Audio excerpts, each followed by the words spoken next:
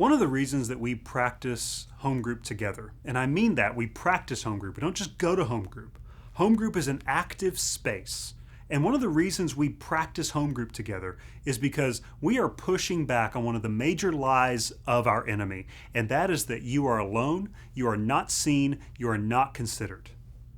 We are pushing back on that each and every week that we get together as a group. And group leaders, a way you can lead this is just by creating space in your group to see one another, to consider one another above yourselves, to speak life into one another, to encourage one another and build each other up. Here are just a couple of ideas that you may want to incorporate into the rhythms of your group. First off, practice Christian encouragement. Now, encouragement is not just like, hey, you did a really great job there, or I like you, or you're a good hang, or whatever it may be. Real Christian encouragement gives courage to the other believer. It inflames their faith. It refreshes them. It speaks specifically to how you see the work of Christ in that brother or sister. It sometimes carries God's words. He may put a verse on your heart that you want to share with someone and say, you know what? When I think about you, this verse comes to mind. Or I was reading through this the other day and I thought, man, this verse, this really describes you. How powerful. You may even create space just in the home group time to take this to the next step.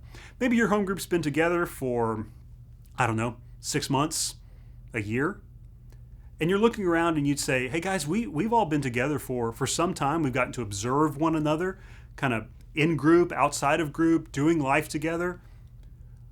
Let's create space over the next few weeks, and we're going to encourage members of the group each week. Here's what it can look like. Hey, next week, we're going to encourage Jenny and Jared.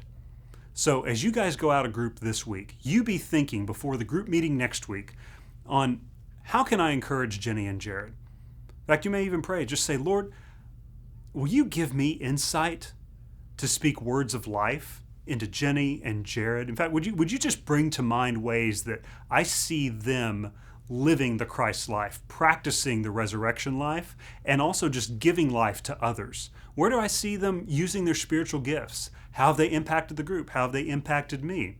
Or Lord, would you just give me an insight to speak to them? Maybe something they're struggling with where I could encourage them. Maybe it is one of those scripture verses and you want to share that during that encouragement time.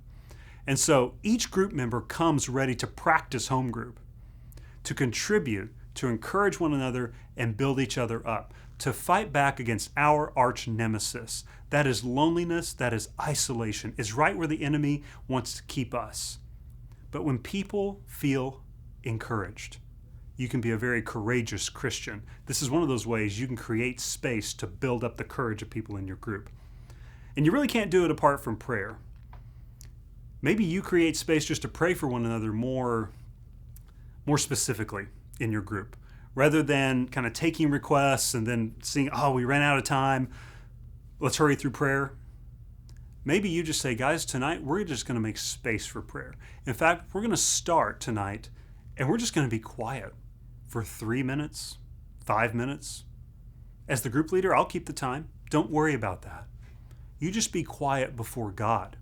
He's here tonight. We are in His presence.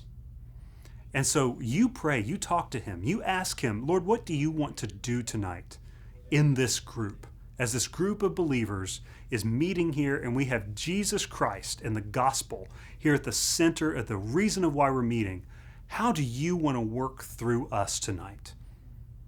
Would you do that, Father? In fact, Lord, sometimes it can be a prayer of just, I'm coming in tired to group, Lord. Would you encourage me?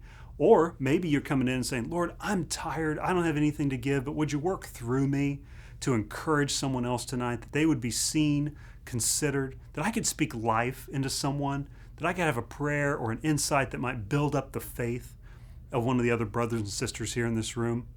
You'll see how just creating space for this kind of personal interaction, both acknowledging God with us and God among us and God in each of us, will change some of the dynamics of your home group.